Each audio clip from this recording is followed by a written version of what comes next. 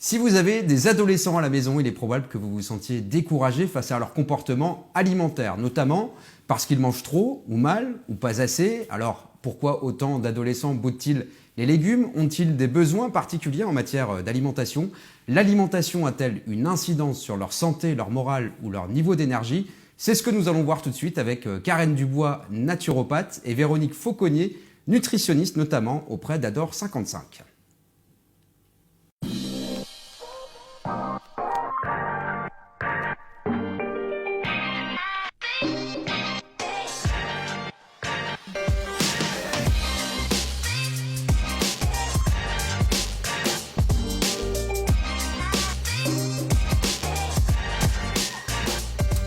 Bonjour Karen, bonjour Véronique. On va commencer avec une première question. Je me tourne vers vous. Karen Dubois, je rappelle que vous êtes naturopathe. Alors, on considère souvent qu'il y a cette attirance des adolescents pour la junk food. Est-ce que c'est un cliché ou est-ce la réalité? Et pourquoi sont-ils attirés vers ce mode d'alimentation plus que leurs parents? Alors je pense qu'effectivement la junk food ou bien la malbouffe est un véritable phénomène de société actuelle, ce qu'on n'avait pas forcément il y a quelques décennies en arrière, puisqu'à l'heure actuelle la société fait que ce style d'alimentation est beaucoup plus mis en avant, que ce soit au niveau des réseaux sociaux, que ce soit au niveau des grandes surfaces. Il y a de plus en plus d'enseignes qui ont pignon sur rue et qui proposent ce style d'alimentation qui est complètement décalé entre les besoins fondamentaux nutritionnels et ce qui est proposé au niveau donc de ces aliments, je dirais, complètement non physiologiques. Donc c'est une réalité et nos enfants, nos ados, ils sont de plus en plus confrontés parce que phénomène d'actualité, quand ils se regroupent, etc. Et donc il y a cette tentation qui est vraiment là, présente fortement au sein de notre société. Véronique Fauconnier, vous êtes diététicienne. On l'a compris, il y a cette tendance négative pour les adolescents.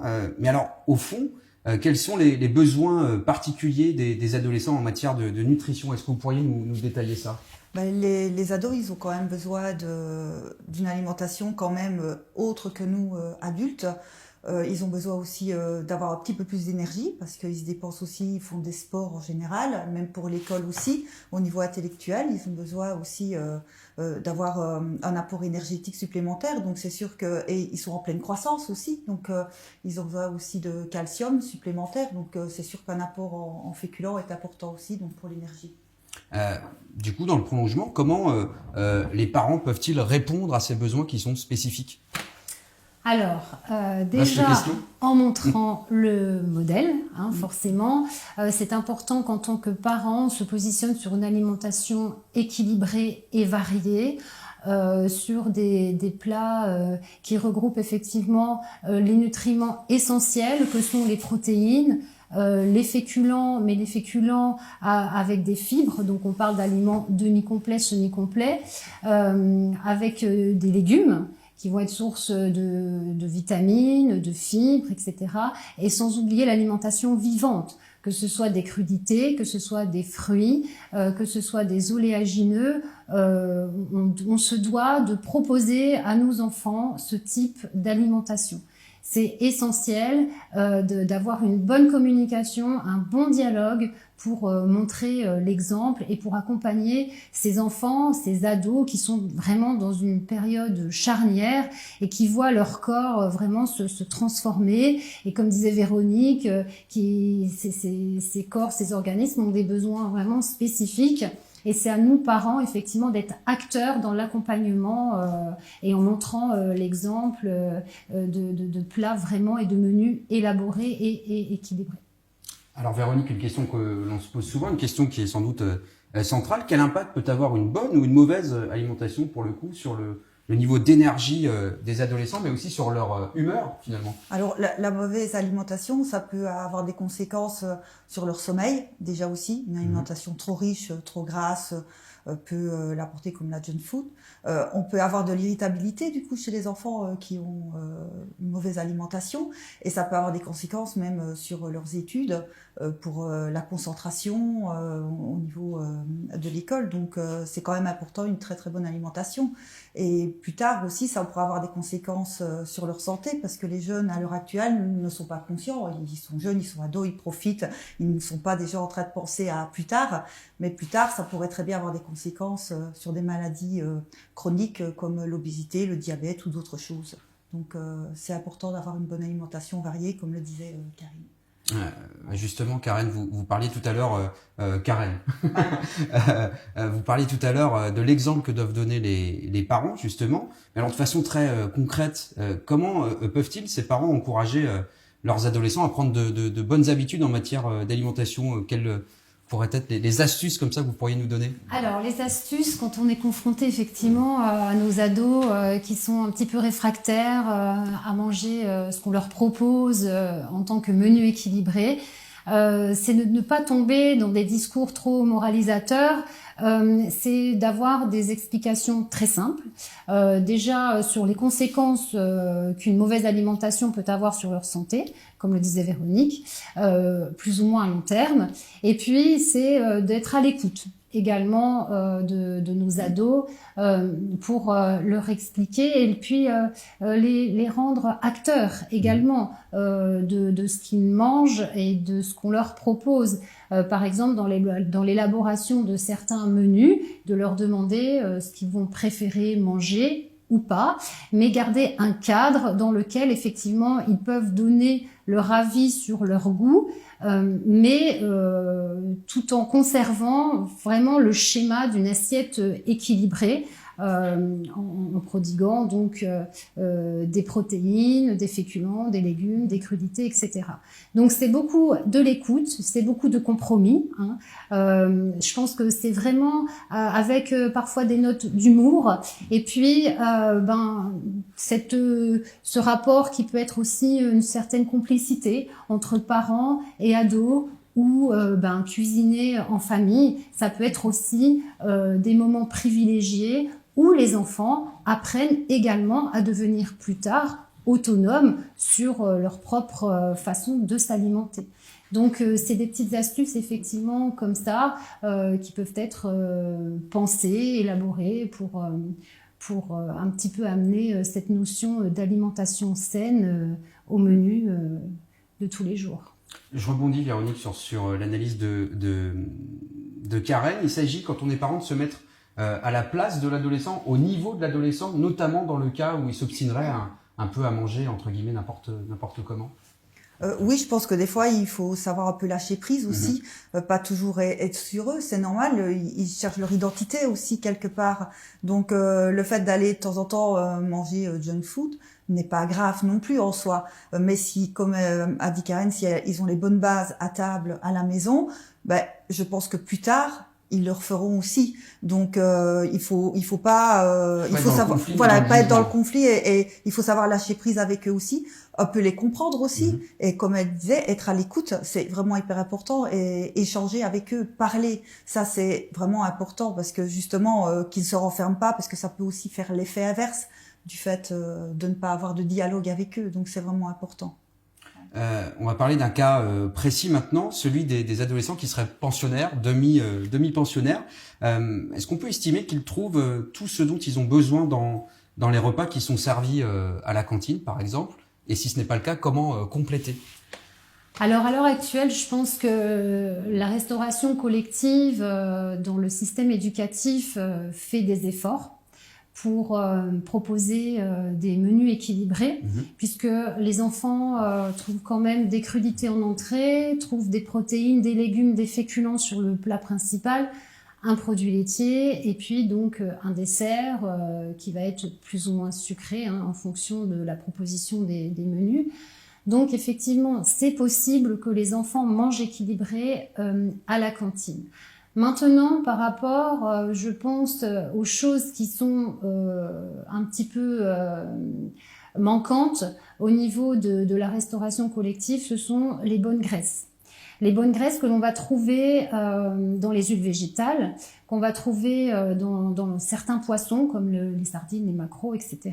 Donc les bonnes graisses qui sont très très importantes pour le développement cérébral, tout ce qui est développement aussi cellulaire, ça va être, je pense, le petit point négatif qui va être qui va être mise en avant par rapport à la complémentation que les adolescents pourraient avoir en parallèle de ces états de pensionnat ou de demi-pensionnat. Donc une supplémentation effectivement soit en huile végétale liquide ou en complément de gélules d'huile de poisson serait peut-être intéressant à mettre en œuvre au niveau des parents, puisque ces bonnes matières grasses ne sont pas forcément présentes dans les plats de restauration. Si je peux reprendre aussi, à savoir aussi qu'il y a quand même une réglementation qui est mise en place au niveau des cuisines de collectivité. On a le GEM RCN, donc qui est en place pour toutes les écoles au niveau national. Donc du coup, il y a quand même la réglementation qui est quand même fort suivie, voilà, par les cuisines de collectivité. Donc pour moi, en général, un enfant a un repas totalement équilibré dans une cantine. Alors c'est vrai que les huiles, voilà, il y a peut-être, même malgré que les vinaigrettes de plus en plus sont déjà à base de colza, donc on retrouve quand même un peu d'oméga 3 aussi. On reste avec vous, Véronique, parce qu'on a parlé de ces enfants qui sont, de ces adolescents qui sont à l'école. Prenons le cas de ceux qui s'installeraient dans un appartement pour, par exemple, suivre leurs études. Ils n'auraient pas forcément le temps de cuisiner ou d'apprendre à cuisiner, ou pas forcément l'envie. Qu'est-ce qu'ils pourraient manger de façon assez rapide pour manger bien, manger sain? Déjà, soit les parents leur préparent leur petite boîte pour le week-end, avant de partir à leur appartement, comme ça ils n'ont plus qu'à réchauffer au moins pour les 2-3 premiers jours. Après, pourquoi pas se faire un petit repas à l'extérieur avec des autres camarades quelque part aussi. Et puis on peut très bien aller aussi sur des repas froids, on peut faire des petites salades gourmandes, on peut aussi avoir, il y a les fameuses wraps qu'ils aiment encore bien les ados, on peut la faire tout à fait équilibrée avec des crudités dedans, un peu de saumon fumé ou un peu de jambon, et puis on peut mettre une genre de sauce dip justement pour apporter des oméga 3 à base d'avocat par exemple. Voilà, on peut très bien apporter des petites choses comme ça qui sont totalement équilibrées pour un jeune aussi. On va parler avec vous, Karen, d'une autre problématique qui concerne peut-être plus les filles, sans faire dans le cliché, mais ce cas des adolescentes qui ne mangent pas suffisamment pour se rapprocher un peu des canons, si l'on peut dire, de beauté valorisés par les médias. Les conséquences d'une alimentation un peu carencée, qu'est-ce que ça peut être ?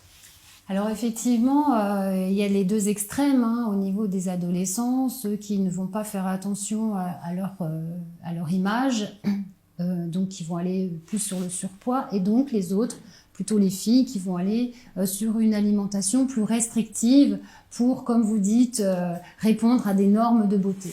Donc les conséquences des carences vont être effectivement pas forcément visibles dans l'immédiat, mais c'est sur plusieurs années où effectivement on peut voir un arrêt de la croissance, un arrêt du développement pubertaire. Donc ça va être des filles qui vont avoir des règles qui vont venir plus tardivement. Ça va être également des cas où ces adolescents vont être anémiés, puisque la carence en fer est très vite mise en place sur une alimentation carencée. Ça va être également une minéralisation osseuse qui va mal se faire.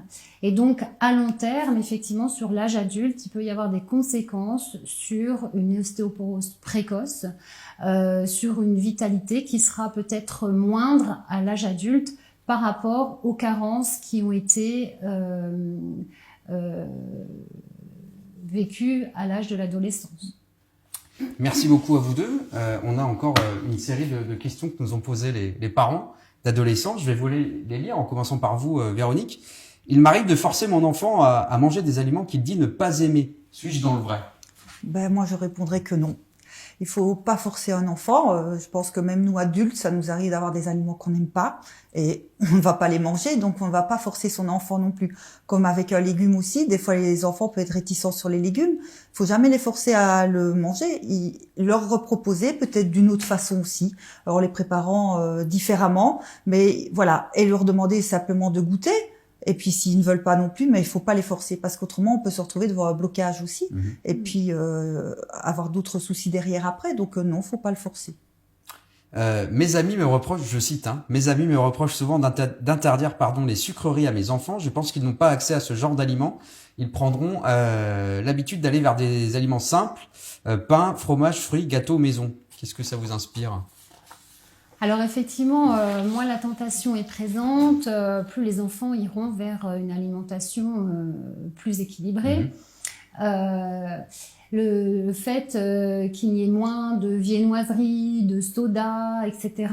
à la maison fait que les enfants iront de toute façon trouver des aliments qui leur conviendront.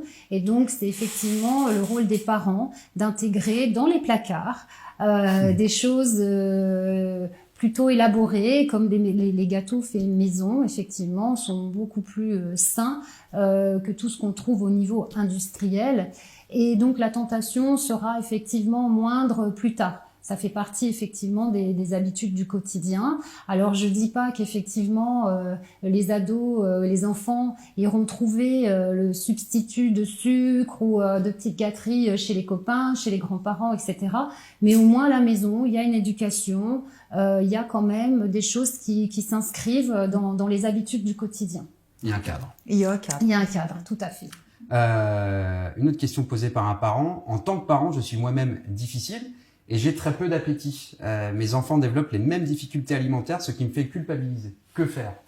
Je vais dire, si la personne a déjà, en tant que parent, des difficultés, déjà c'est peut-être que la personne a peut-être un trouble du comportement alimentaire aussi. Il ferait mieux déjà lui-même aller voir peut-être quelqu'un pour l'aider, l'adulte en premier, avant que les enfants attrapent justement cette difficulté-là. Je vais dire, c'est vrai que c'est pas évident quand on a déjà nous-mêmes un problème d'arriver à faire comprendre à un enfant de manger quelque chose que nous on ne mange déjà pas. Donc je pense que déjà le problème c'est l'adulte qui doit déjà résoudre le sien avant d'essayer de trouver une solution pour l'enfant, parce que je pense que l'enfant naturellement il va nous copier quelque part. Donc c'est vrai que si on a déjà des troubles du comportement alimentaire ou qu'on n'apporte pas à table l'alimentation équilibrée, ou on apporte tout, c'est sûr que l'enfant plus tard risque de reproduire la même chose. Mes enfants ont un teint pâle et leur grand-mère critique ma façon de les alimenter. Y a-t-il un lien? Personnellement, c'est du vécu, ça. Mais je vous laisse la main. Alors le teint pâle, alors moi j'aurais deux explications. Effectivement, on sait très bien que dans la population européenne, on a tous des teints plus ou moins prononcés. Il y aura des peaux claires, il y aura des peaux moins claires.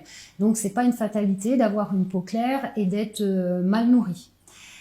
D'autre part, effectivement, il faut voir les enfants dans leur globalité, c'est-à-dire est-ce qu'il y a un problème de fatigue, est-ce qu'il y a un problème de digestion, est-ce que ces enfants effectivement sont difficiles à table.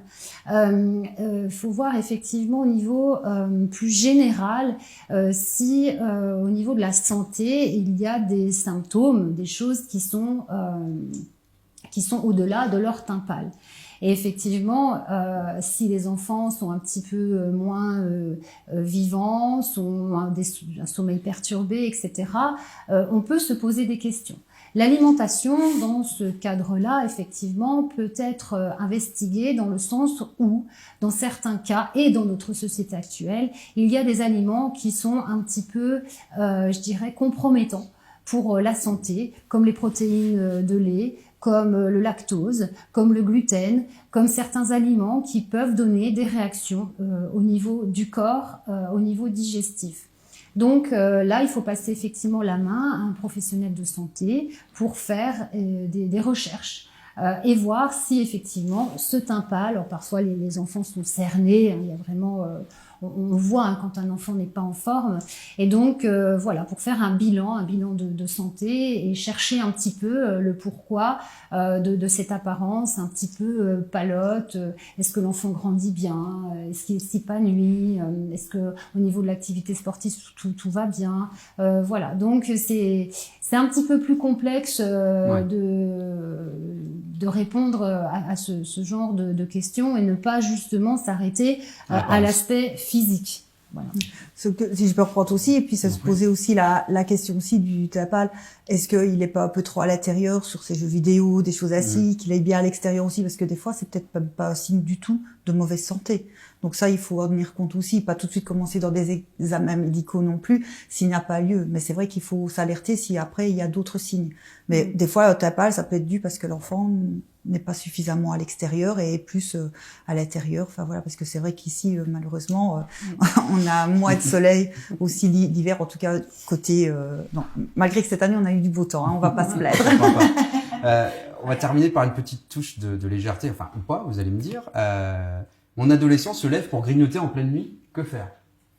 Alors, si l'adolescent se lève en pleine nuit, il y a peut-être un problème au niveau de l'alimentation déjà sur la journée. C'est déjà se poser la question, parce que s'il se lève la nuit, c'est qu'il a peut-être pas mangé assez à table. Peut-être qu'il y a un souci aussi à l'école, les repas sont peut-être pas trop bons. Donc, il faut quand même essayer de chercher ailleurs, pas se dire tiens, il se lève la nuit, va cacher les choses à grignoter. Donc, oui, c'est regarder. Je veux dire, en général, est-ce qu'il a un bon petit déjeuner? Est-ce qu'il a un bon repas de midi? Est-ce qu'il a bien mangé le soir? Parce que souvent, les grignotages sont dus, des fois, à une alimentation un peu déséquilibrée. Merci beaucoup, Véronique. Merci à vous. Karen. Merci. Merci à tous. On se retrouve très rapidement pour de prochaines émissions.